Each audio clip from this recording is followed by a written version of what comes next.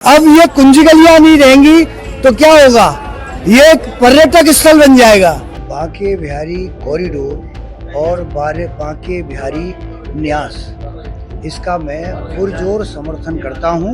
भक्त बदल जाएंगे, भीड़ 3 गुनी हो जाएगी, भीड़ 3 गुनी हो जाएगी, पर वो भक्तों की नहीं होगी, वो एक पर्यटकों की होगी, पर्यटक आएगा।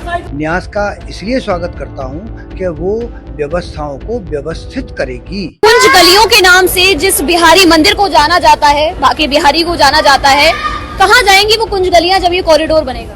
ये बांके बिहारी का ही प्रश्न नहीं है, कुंज गलियाँ बांके बिहारी की नहीं, पूरे वृंदावन की, ब्रज की एक शान है और वृंदावन को कुंज गलियों के नाम से ही जाना जाता है। पूरा देश, यहाँ तक कि विश्व में एक ही नाम है, वृंदावन की कुंज गलियां।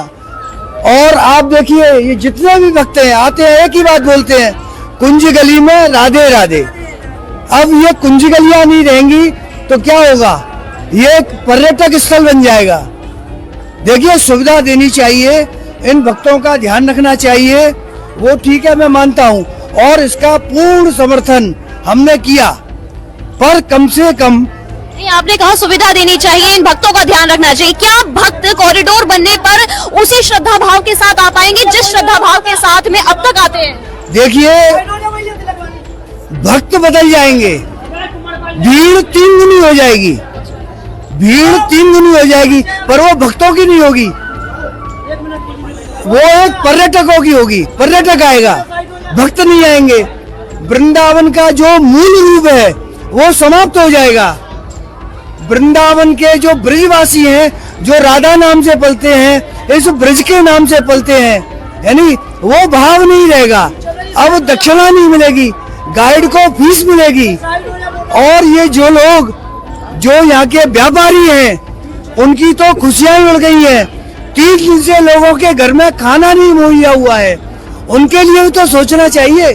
क्या इस कॉरिडोर फैसले में इन व्यापारियों के बारे में कोई भी अभी कोई निष्कर्ष निकल के नहीं आया कि क्या होगा, कहाँ जाएंगे, कैसे, क्या कुछ भी नहीं?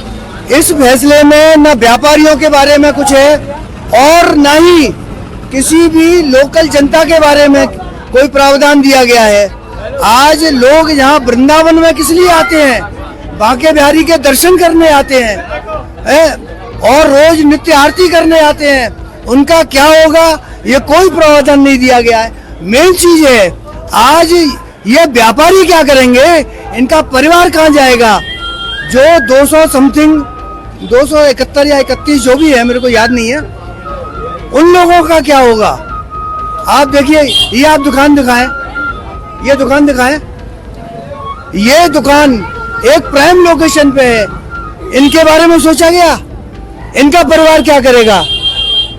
बांके बिहारी कॉरिडोर और बांके बिहारी न्यास, इसका मैं पुरजोर समर्थन करता हूँ, क्योंकि ये यहाँ के आने वाले दर्शनार्थियों या जिसको आप लोग पर्यटक कहते हैं, उनके लिए, उनके हित के लिए, उनकी भलाई के लिए ये सरकार का बहुत अच्छा कदम है।